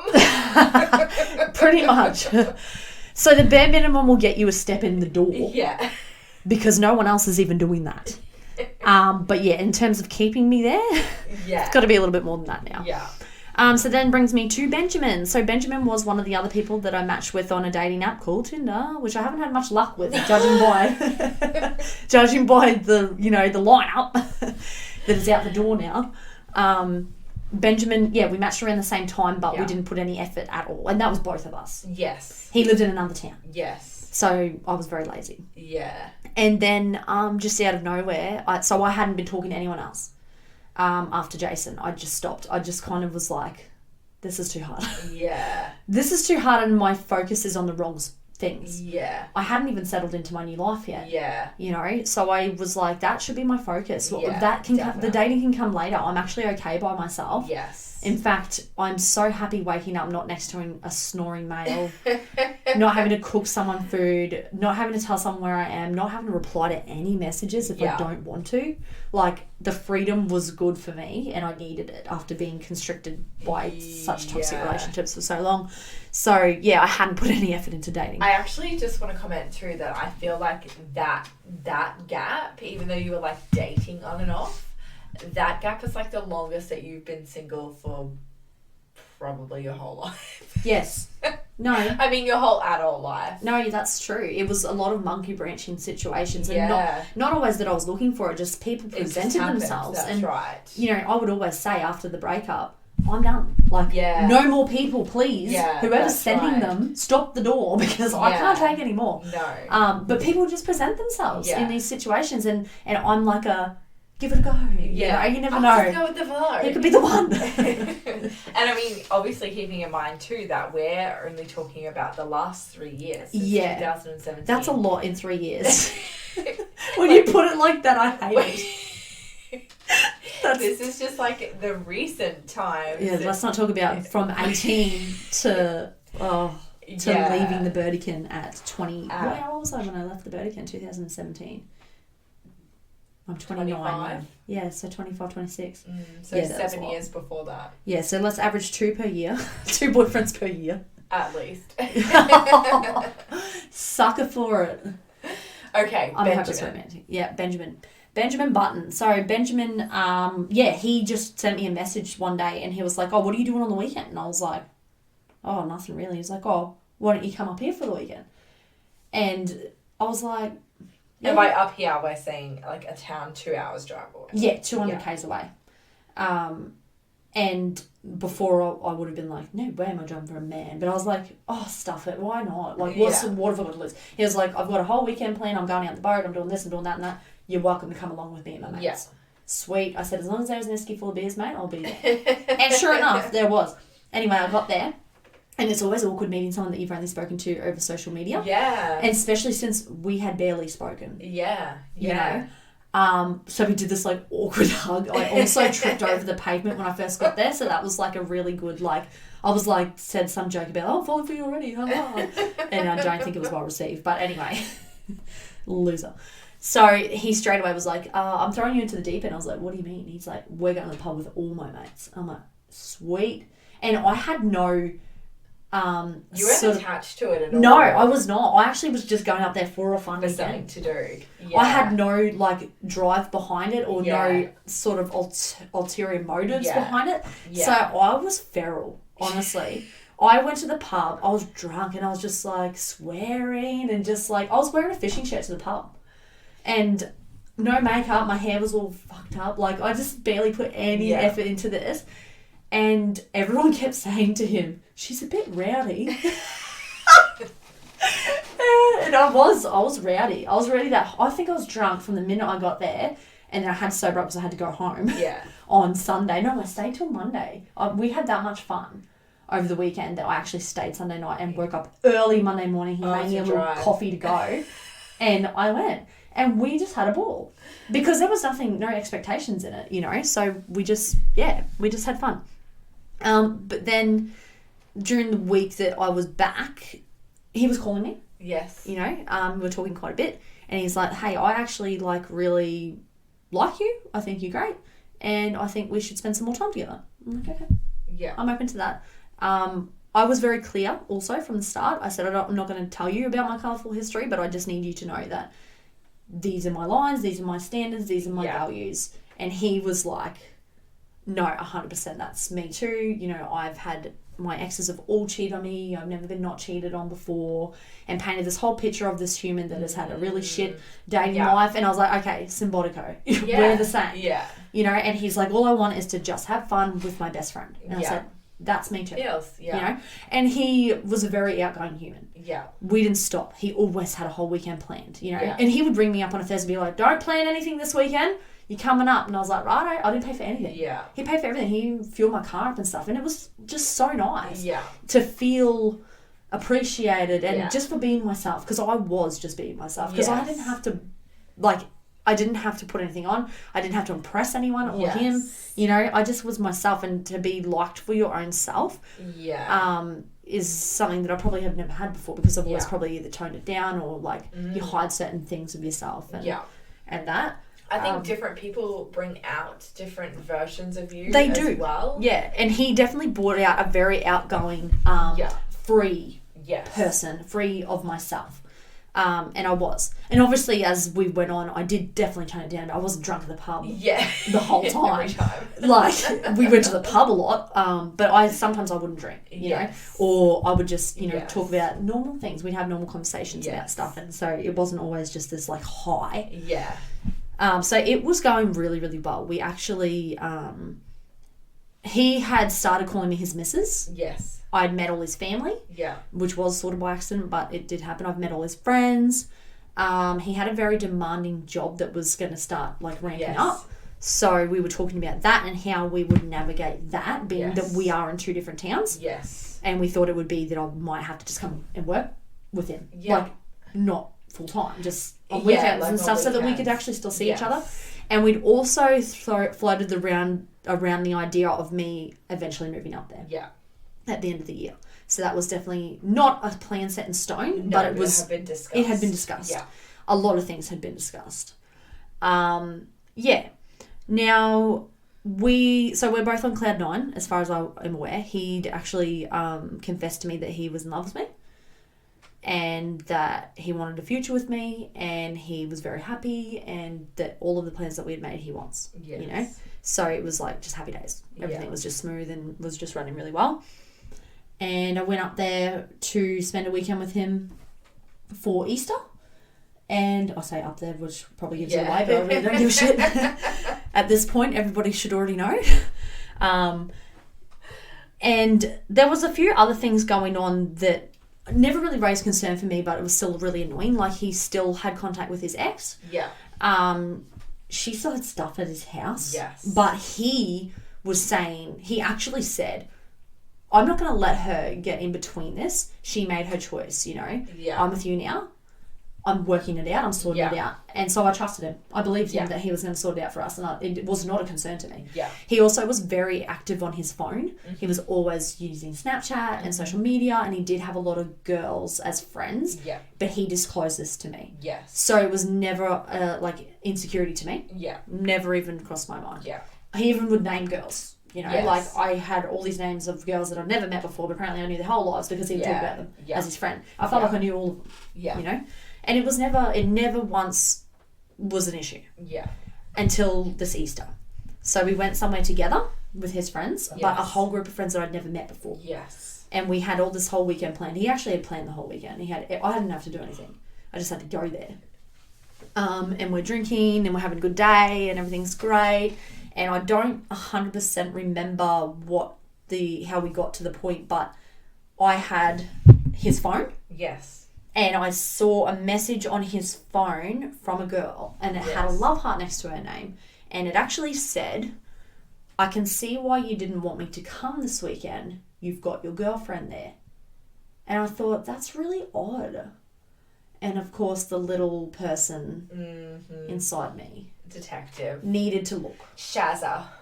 Detective Shazza should just quit because she finds too much bad shit. She really does. And I didn't ever think in this relationship with him that I would ever be back there again. Yeah. I was like, surely surely I'm past that. Yeah. You know, that insecurity and that need to look. Yeah. But I looked. Yeah. And I didn't like what I found. Yeah. Because I found a lot. I found messages to his ex saying that, you know, he's happy with me, but I'll never be her. Yes. I found messages to other girls that he had planned to have up there with him that weekend. But he had last minute said to them, oh, sorry, I'm going out west instead. Or there was always some reason why he couldn't hang out with them on the weekends, and that's because he was with me. He was with you. And this went on. So we were seeing each other for 2 months. And so I only went back as far as 2 months. 2 months because that's all that mattered to me. Yeah. And I saw the whole time was him saying the same things to me as he was to 3 other girls. 3 other girls whose names he had mentioned to me. So he'd already planted them into my life so that if they popped up on his phone, I wouldn't think about it. It wouldn't be an issue. I wouldn't question it because it's like, oh, that's just his friend. Like, I don't need to know. Yeah. And he was always very open about his friend. He's always go, oh, you can read that if you want, that message. And I'm like, I don't fucking read messages like here. Yeah. Like, it was never a thing. I didn't even really think about it. So here I am. We had a lot of alcohol that day, and I'm at a place where I don't know anyone. No one's my friend. Yeah. And I can't drive. I can't leave. No. And I'm in a different town. And I'm like, how the fuck am I here again? Yeah. You know, I wanted to just walk over to him. He's standing around the fire with his mates and laugh and have a good time. And I wanted to knock his head off. Yeah. I was like, you fucker. How dare you? I held it in for a bit. Yeah. And I think I remember calling you or calling someone, You texted me and I think you called Carissa. Yeah. Yes. And I spoke and because I couldn't leave and I was like, okay, I've got to get through tonight. Yeah. Don't make a scene. Yeah. You know, that's the biggest thing. And then tomorrow I'll go back to his house, I get all my stuff and I'm out. Done. That's it. you know. He come over, he must have noticed my distance because obviously I can't, you know, he was trying to kiss me and hold my hand. Yeah. And I was disgusted by him. Yeah. Because I didn't know whether he'd been sleeping with other people as well. But certainly the stuff that he was saying to other people. Like one girl, he was saying, oh, nah, I just was banging this girl, that girl that you saw in the picture. Yeah. You know, he was trying to downplay what our relationship was. Yes. But I thought that it was real, you know. Yeah. So he come over and he's like, what's going on? And I end up just saying, I looked at your phone, mate. Yeah. Like, I saw this message, so I had a look, and what I found was all of this. Yeah. I can't believe that I was stupid enough to think that we have been in a relationship or working towards a relationship when you've been doing all this. And he was very drunk, so he got very, you know, abusive and just carrying on like an idiot. Yeah. He told me, actually, in that it's my fault. Yes. Because of all my shit exes. I just believe that everyone's going to treat me like shit. Mm-hmm. I'm like, well, you are seeing other people. Yeah. So, like, what's happening here? But yeah, he was just like, then he tried to hug me. He was like, no, it's fine. Like, go to sleep. You'll be fine. Blah, blah, blah. Yeah. Like, just trying to downplay it and just acting like a real tool. Yeah. So I started drinking water. Because I knew I needed to get out of there because I wasn't going to be able to do it. And I just tried to pretend like it didn't happen, and I just, you know, went about the day and the afternoon, and in the end it got to like a time at night and I couldn't hold it any longer. Yeah. I knew I was going to cry because it was just building up. Yeah. And I'm like, I can't be here. I don't want to be here. I want to be out of here. And I ended up trying to leave, and he took my keys, and he, you know, was just being difficult. Yeah. And then he was like sitting in the car in the driver's seat because he wouldn't let me leave, and he just kept like looking at me with like utter disgust and like making this noise. He was like, oh, like kept looking at me doing that. I'm like, do it one more fucking time. Like he was making me so angry, and I'm like, you need to get out. Yeah. You need to get out. Please get out of my car. Yeah. You know. And so I got him out and I left. And I probably still was over. I probably still should not have been driving. And I really wish that I hadn't, but I'm glad in the end. Yeah. So I went back to his house because he always leaves it unlocked anyway. Well, sorry, if they know who he is. People are going to go steal your shit now, Benjamin. But anyway, I went back to his house. And I needed to sleep it off a little bit so that I could drive. Yeah. And I actually was really upset. I didn't think that I would be. But I fell asleep crying and I woke up crying. And I looked in the mirror and my face was just like swollen, and because I'd cried all my tears out and I was just so sad. I was like, I can't believe you. Yeah. You know, why would you do this to me? And I didn't hear from him. No. For like 24 hours. Yeah. He didn't give a fuck whether I even made it back alive. Mm. One of his mates from the party messaged me and was like, are you okay? Where are you? You know, I know I only just met you, but are you okay? And I'm like, yes, I've left. I'm safe, blah, blah, blah. You know, so that was really nice of them. Yeah. So I drove back to Townsville and stayed with my friend and disclosed it all to her, and she was going to kill him, and it was the whole big thing. But then I realised I left my fishing rods there. Yes, that's right. They were locked in a container, a shipping container. Yeah.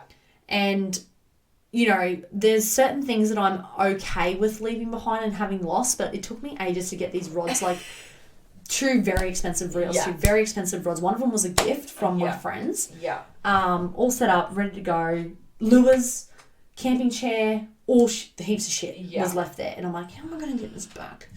I didn't want to talk to him. You know, he ended up messaging me the next day, and he was like, didn't say anything about it. Don't mention it at all. Just like, oh, when do you want these rods dropped off? You know, just real bland. Yeah. And just cold. And I said, well, whenever you can drop them at Carissa's. Yeah. And he was coming down then. He was going to come down to Townsville and drop them off. That's right. And then he's like, oh, so are you there? And I was like, no, I won't be there. Just drop them over Carissa's fence. Don't go up the driveway. Don't go and talk to her. Just put them over the fence and go. For your own safety. It really was for his own safety, because if he had of, she would have not. She would have let him have it. She was not happy about the whole thing because they had invited him into their home as well. Yes. You know. Yes. He'd spent a bit of time even in Townsville with us. Yeah. And he disclosed to them how much he liked me. Yeah. He was like, every time I went to the toilet, he was like, oh, just this girl, she's so amazing, you know. Yeah. And they would be like, man, Shaynon, he really likes you. I'm like, really? You know. So yeah, they sort of felt a little bit betrayed by it as well, because he had been in their house and he'd been, you know, lying to them essentially about it all. Yes. And he'd actually asked my friend, he'd sussed out a little bit. He's like, has she had a lot of, bad relationships? And one of my friends was like, oh mate, you have no idea. Yeah. Like, addicted to red flags, this girl. Like she has had. She's actually colourblind. She is. Well, red's her favourite colour. So he already had that information, so he already knew. Plus, I disclosed a little bit to him, not in great detail, because I didn't want to be a victim, but I just needed him to know to go easy on me. Yes. And I needed him to know that if I was going into this and I was committing to this, that I was in it for real. Yes. And if he wasn't, and I was trying to give him an out early. I was like, if you're not, that's okay. Like, cool. whatever. Just because I'm not the one who brought up the fact that I wanted to be in a relationship. He's the one who initiated it. He was calling me his missus. He was the one doing all that. So I wasn't, but yeah. So he was bringing them down, and then he changed his mind because he said, no, I'm not going to just drop them off. I want to talk to you. And I was like, I don't want to talk to you. There's nothing left to say. There's nothing you can say. Yeah. You've done what you've done for whatever reason. Yeah. I'm done with it. It's over. Please just drop my stuff off and we'll be done with it.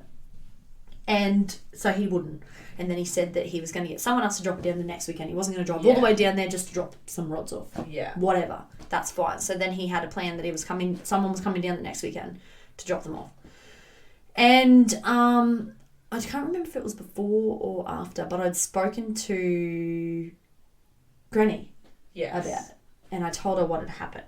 And I told her the ins and outs because no one really knew that I think you and Mum were the only ones who knew that I was seeing someone. No one really knew. No. I kept it pretty quiet for this reason. Because I'm sick of having to come around and be like, oh no, that type of shit, sorry that you met him. I'm seeing He's gone now. Oh, I'm not now. Yeah, it's like, oh, this isn't Benjamin. Don't say that name anymore. Oh, so yeah, I didn't disclose it to many people, but I was talking to Granny. I was like, look, I have been seeing someone. But this is what happened. And she was like, okay, do you think maybe that you'd be, willing to give him a second chance? Because from what you've said, there are a lot of other positives about it. And despite all the things that I've learned and despite all the feelings, I still had a what if in my head. I still had a I don't know, it's so stupid to say, but I always believe even myself with some of the things that I did in the past, I always believe that people cannot change unless given the opportunity to. Yes. And so I thought, okay, maybe he doesn't deserve it. And maybe it will turn to shit again. But what if he just needs the opportunity? Yeah. To learn from it. Yeah. We hadn't been together all that long. No. In the grand scheme of things, it wasn't like we were together for 3 years and he'd been doing this the whole time. We were only together for 2 months, quite new. We probably shouldn't have moved that fast anyway. Yeah. So I was thinking about a lot of things and I was like, all right, he's somehow had to go to work or something. So and his friend wasn't bringing the rods in. So I said, okay, I'll drive up for the day. He's at work anyway. Yeah. And I'll get my rods, blah, blah, blah. And he's like, can we talk? I said, okay. Yeah. I'll be open to you talking. And yeah, he got there and of course he burst into tears and he was just like, I'm so ashamed of myself. I can't believe I did this to you, but I really, really need you to give me another chance. I have to make this work with you. Yeah. And if you will let me show you, I'll prove it to, and this is the thing that got me. So all the rest was sort of like, oh, crocodile tears. I've seen a man cry before. Yeah. This was the thing that got me. He said, it's not just you I need to prove it to. I know I need to prove it to your friends. And I know I need to prove it to your family because they would all be very disappointed in me. And believe me, no one's more disappointed than myself. Yeah.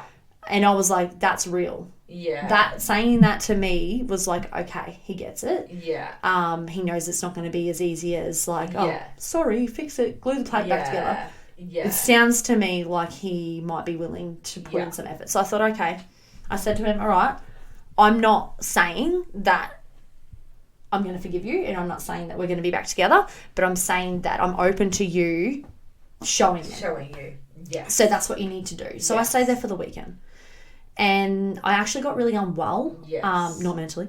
For the first time in my life. Physically unwell. I was actually like sick. Yeah, I had like the flu and I had to get a COVID test and I couldn't go back to work and he was like, just come and just stay with me for the week because I live alone. I work from like 6 till 6. You'll have the house to yourself. Yeah. You can just sleep, basically. And you didn't want to go back to our grandma's. No, I didn't want to get Granny sick because Yeah. I'd had the COVID test as well, and then she would have to report it, and it was just a mess. So I was like... Also, she lives in a village full of old people. Yeah, it wouldn't have... I don't know who I would have wiped out. So I don't think it would have been good.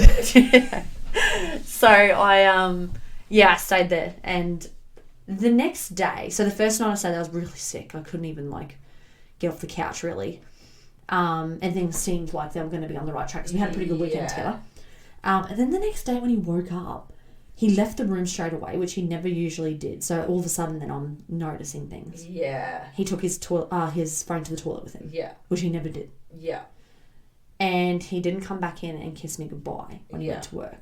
And I thought, is it because I'm sick or like what's going on? He also didn't make any advances for us to sleep together, which I was fine with at the time because I was so sick. So I was like, I don't know if it's that or what, like this is weird. Yeah. Then he come home at lunchtime and he was like, so how are you feeling about us? I said, oh, I feel like, hey, I said, just, it's going to obviously take some time for us to get back to where we were, or we might not even get back there. Like maybe we might find something different. I don't know.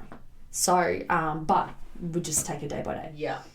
He's like, oh, okay, yeah, because I just don't know. I was like, you don't know what? He's like, I just don't know anymore what I want. And I was like, you don't want me? Or he's like, oh, I just don't know. I honestly just don't know. And that's all he would say. And it was starting to get me really angry. I was like, you don't know. So 2 days ago, you're sitting in that chair crying your eyes out, but now you don't know what you want. And I said to him, well, I may as well just go then. I said, what am I even here for? Oh, no, I didn't mean for you to leave. Like, oh, I just thought if I'd just be honest with you and, don't worry about it, forget about it, blah, blah, blah, blah. And he went back to work. And the old little green monster and suspicious person was like, something... Shazza came out to play. Yeah, Shazza come back out. She was like, something is not right. Yes. And I don't think he knows this information. So if he is going to be listening to this podcast, you now know that I hacked your iPad. Hang on, you spoke to me first. I spoke to you first. And I do remember asking specific questions about past relationships. Yes. Now, that's not something that normally I would have any interest in, but in this case, it was a really interesting situation where this person had been in like a 7-year relationship that randomly ended and then had kind of flip-flopped around from there. And I was like, oh, I feel like it would be really interesting for you to just find out what happened in that past relationship, because it might just give you some insight into what is going on here. Oh, it did. And boy, did it. It really did. And I wouldn't think about things that happened before me, because I wouldn't want someone to think about things that happened before them. Yes. Because I'm sure that if someone went back to my younger years and saw some of the things I did, they'd be like, this girl is not good. Well, for me, I guess it was more like, is there a pattern? But that's what I was thinking, like, is, maybe it's not as sinister as what we think. Maybe something has happened and he finds it hard to grow from this now. Yeah. So I was trying to be open, but also being sneaky and going through his iPad. And I find some stuff. Not only did I find that he had not cut ties with the girls, he was still talking to them. To all of the others. To all of them. Yeah, because there were a lot. There were a lot, and 2 of them knew about me. Yes. And, there's more on that soon. But he was also talking, he was also talking to a new person. Yes. Someone that he had met while I was at home asleep. Yeah. He had gone to a shop and saw her there, and then found her on Facebook and added her and sent her a message and said, oh, I was too nervous to ask you for your number, blah, blah, blah, and was trying to talk to her. And he was like, let's go and have lunch together at the pub that day while I'm laying at home in his bed, and he was being flirty, it wasn't just like a friend thing. There was definitely like something about it. Anyway, so I messaged him. I thought, fuck you, I'm going to fuck with you. So I messaged him. I was like, oh, look, I think it's best if I just go. Because he was going to meet her at the pub. He had a time picked out and they were going to meet at the pub. Yeah. So about an hour before they were going to meet, I sent him a message. I was like, oh, I think it's best if I just go. And honestly, I should have just gone. And he's like, no, don't go. I'll be there in a second. So he come home. As he was coming home, he messaged her really quickly and said, hey, sorry, been called into a meeting that's going to run all afternoon. we'll have to rain check, blah, blah, blah. And, so he come home, he finished work for the day, and he was there basically just begging me to stay. Yeah. You know, apologising again and saying, you know, whatever he was thinking this morning, he was just not thinking properly. Yes. This is what he wants. He doesn't want me to leave, blah, blah, blah. And I was like, okay, no worries. So I played the game for that night. And he didn't leave the house then. We stayed there. Yes. And the next morning when he woke up, he was pretty much the same, just a bit weird. And then he left. And as soon as he left the driveway, because I still had his iPad, he messaged us straight away and told us some lie about something that he had to do last night. And that if he's like, did they want to catch up today? Yeah. So essentially, he was still trying to meet with her while I was at home, laying in his bed, sick as a dog. And that was enough for me. I didn't need to look any further. Oh, I found something from years and years ago, and I know why him and this girl of 7 years broke up. It's because he had a girlfriend of 7 years who lived with him, but he also had a girlfriend in another house or a unit of his family's, and he lived between the two. And somehow these girls eventually found out. Yeah. I don't know also in a small town how you get away with this shit, but he must have been so brazen because he took me everywhere. Yeah. I met so many people. He took me to so many places. And some of these girls lived around the area that he was seeing as well as me. And I think it was just like one of those, you hide your stuff in plain sight. In plain sight. Yeah. So the confidence of it and the cockiness was like astounding. Yeah. But so these girls had found out that he was doing the dirty on them, and they took a photo on his bed and posted it on social media and tagged him in it. Hashtag his name, and they said, the game doesn't change and neither does the player. Benjamin, you've been caught out. You know, and I was like, right, so this is not a new thing. This is a pattern behaviour. This guy has been stringing me along, playing the fiddle. He is a professional victim. Yeah. Basically, he's just not a good person. No. And I didn't say a word to him. I packed my stuff and I left and I blocked him on everything. And you left him a letter. Oh, yes. I left him a Dear John. And I can't quite remember all of it, but it was more like, I started it with the same words that the girls had posted on Facebook. So I said, Dear Benjamin, the game doesn't change and neither does the player. Am I right? And like just, you know, a general gist of the reasons why. Yeah. And basically that he had crocodile tears and see you later. Yeah. And I also said that I pity the girls who have bought unknowingly bought front row tickets to the Benjamin show. I mentioned one of the girls' names in there, the girl that he'd been messaging that day. Yes. I mentioned her name. I said, tell her hello from me. Yeah. So he would like head spinning. Yeah. So that was my little stick knife. Yeah. Childish, yes. Yes. Don't recommend it.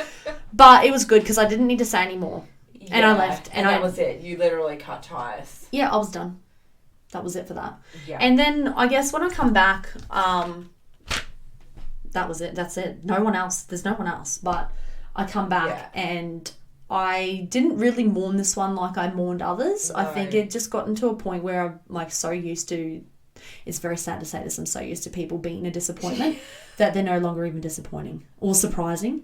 I definitely still had those feelings of betrayal because it's kind of like, but I already went through it the first time that it all came out. So the second time was just like, whatever, mate. Like, seriously. It was like, it was kind of like, I'm all filming. You had your chance and oh well. And this, let's just say, from the day I said that I would give him another chance or open to, it was 3 days later that I was leaving. Like, it was the quickest turnaround ever in my life, you know, and I am grateful for finding out what I find out. Yeah.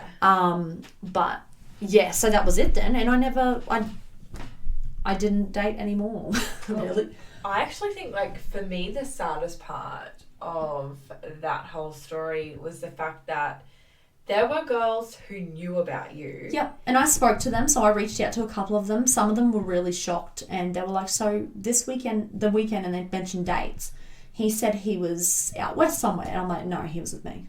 Yeah. Because he was actually at my friend's house in Townsville, and she's like, he said he was coming to visit me. I'm like, well, he was with me. So obviously I was the favourite, you know, at the time. I was number one. I was number one of the girlfriends, of the 16 girlfriends. One girl actually said, oh, that's just him. If you want to be with him, you have to put up with that. And I was like, fuck. I'm not putting up with that. Yeah, and so she must be so deluded. Yeah. And she just puts up with it. Actually, no, so the story didn't end there. There's another one. He called me. A couple of weeks later, he called me drunk off someone else's phone. And I swear I could hear a girl giggling in the background. It was just stupid. I'm like, what are you calling me for? And he's like, oh, I'm in the hotel room that I booked for us on this big holiday that I booked for us and blah, blah, blah, blah, all this crap. And I'm like, don't call me. Like, I don't want anything to do with you. Sit in your hotel room, whatever. And then that night, one of the girls that I'd actually reached out to uploaded a photo of herself in his clothes saying, if you don't go home with a farmer, you're not doing it right. That's you know. right. In his work uniform. So, and I was like, yous are all messed up. Yeah. So it was, whatever. It was just. I just find it really weird. It is weird. It's not right, but that's their life and they can live it. I don't care as long as they leave me out of it. So. Absolutely. It's disappointing when, like, aren't women supposed to be out there supporting each other? Well, that was the thing. I reached out to these fighting girls together, like fighting over a guy that's not even worth your time. Like, fair enough, me reaching out to him was also to, like, mess him up. Yeah. But it was also very much about them. Because I was like, I know how I felt, that betrayal and not knowing and believing something that was not true. That wasn't real. These girls might be in the same boat. They might really think that he loves them and that he's making the life for them. Yeah. He might be making all these promises to them as well. And so I was like, you need to know. And some of them, it was well received, but some of them, they were just idiots. Yeah. They were just like... You had drinks with one of them, didn't you? No, I was going to, but I changed my mind. I couldn't do it. I was like... I don't want to live in this saga any longer than I need to. And really, like, I looked at the term of the relationship. Yeah, okay, a lot might have happened and it was a bit of a shit way to end it, but it was a 2-month relationship. Like, I've had, like, hangovers that last longer than that. And been more painful. Yeah. So, basically, where I got to then was a place of... I didn't really care about dating. I kind of was like back to focusing on myself. Yeah. And I started playing like lots of sport. Yeah. And I do have lots of sport that I'm playing and lots of things that I was doing. So yeah, there was not really anyone else that came along. No. So, you are still actively dating. So I'm actually putting more effort into dating now than I ever have. Yes. I'm on 3 dating sites. I'm committed. I'm on 3 dating sites and I did go on a date. Yeah. A couple of weeks ago. Or last week, I can't remember when it was. And I'm not doing what I usually do where I focus on the one person. Yeah. However, if a person was to stand out and give me the effort and you know, put the time into me, and be making plans with me, I'll reciprocate that. Yeah. But I'm not doing it anymore. Yeah. They need to, like, someone else needs to come to the table for once. God. Yeah, so I talk to a few people. I don't really have anyone consistently that I talk to apart from Jason. We talk a little bit. Yeah. But even then, it's not, I wouldn't say that it's consistent. Yeah. But yeah, I'm just seeing what's out there and just... Yeah. I think I should drop one of the dating apps because it's a bit too full on having 3. I'm like, I can't keep up these conversations and I honestly can't because I'm very busy now. Yeah. So with all the sport that I play, I don't even really have time to reply to people and then I feel bad. I'm like, now I'm being the fuckboy. Yeah. Like... Ghosting. Yeah. Yeah. Yeah, no, that's way too overwhelming for me. Too many conversations. It is. So, okay, let's finish on some advice. For anyone who has been listening in and has either found themselves in a similar situation or can resonate or is, I don't know, out there searching and still turning up nothing. Well, I do have a lot of advice to give, and I don't always take my own advice. I know earlier I mentioned about how if you have that gut feeling and if you ask a question and you don't believe it, that you don't need to get to this point of looking through people's phones, and I do truly believe that, even though in my last example I did just say I did it again. But I have certainly reached a point where I believe, and this is not my quote, this is somebody else's, but I will say this. You don't trust that someone is never going to betray you. You trust that you will be able to handle it if they do. And I believe that because I know that what I've gone through and what I can get through, I can't go into things thinking that they're going to betray me and do all that negative digging because that's only harming my growth. Yeah, and I realised that whole like trying to look through people's phone. And it's not like I date someone I'm like, give me your phone. Yeah. this has come from triggering behaviours. Yes. So, but I own my shit. I shouldn't do it, you know. I also believe that if you're looking hard enough, you will see what people's true feelings are towards you. Yeah. You don't have to ask. Yeah. If someone's not showing up, if someone's not making the effort, if someone's not actively making plans and their actions aren't matching their words, there's your answer. Yeah. You don't need to ask them how they feel, you know, and I don't anymore. Yeah. I will not ask someone, you know, if they show me, I'll show them back. Yeah. But until I see it, it's like, whatever, you know, Yeah. I don't make that effort anymore. Yeah. I also think that another big thing to come from it is to remember what your values are, Yeah. regardless, and stay true to them. As soon as you start being lenient on that and let one thing through the gate, it opens you up to being too open or flexible to accepting behaviours that you wouldn't necessarily accept. Yeah. So I'm not saying having unrealistic expectations, because I don't have unrealistic No. ones. I just want someone who's loyal. But I think there's And a very respectful. big difference between expectations and values. And values, yes. Yeah. Values are the core of everything. They are. And if someone doesn't share those same values, it's not going to go anywhere from the beginning. It's really not. And that is a big thing for me now as well, is I'll try and work that out quickly and I will make a judgment off that. Yeah. Because if that doesn't resonate, then the rest of it is like trying to fit a triangle through a square. Yeah. And that's what you're doing, Yeah, essentially. that's right. And at the end of the day, I'm not that scared to be alone that I need to fit a triangle through a square. No. My life is good. I think also trust your gut, because your body tells you a lot of things and we don't listen to our gut. We listen to our heart because it feels something. Yeah. And we also don't listen to our head all that much. No. So trust Or we that. listen to it so much that we get caught up in it, overthinking. And that's the other thing, overthinking. You can drive yourself When if we nuts. actually just tuned into our gut, it's all the answers we need. Yeah. Yeah. So if there's any single men listening to this, I'm only a little bit crazy, but I own it. This podcast is called The Everyday Queen. Oh, but there might be. I don't think that there's any men listening in that are going to be your type. Well, if there's any queens out there that want to slide their single brothers into my DMs, I am still single. Not sure why. No. Drop your Instagram handle. Here's my handle. Yeah. But I have faith that when I do meet the right person, I have a lot of good things to bring. And it'll be vastly contributed to what I've been through. Your journey. You know? Yeah. So I'm hoping that that is not too far away. Thanks for listening, lady. If you love this episode as much as I loved recording it, please leave me a review on iTunes. For more inspiration, come and join me on Instagram at Jamie Lee White or in my VIP Facebook community, Everyday Queens, Women in Business Creating Their Dream Life, where I share all of my business and mindset advice. Until then, have a beautiful week.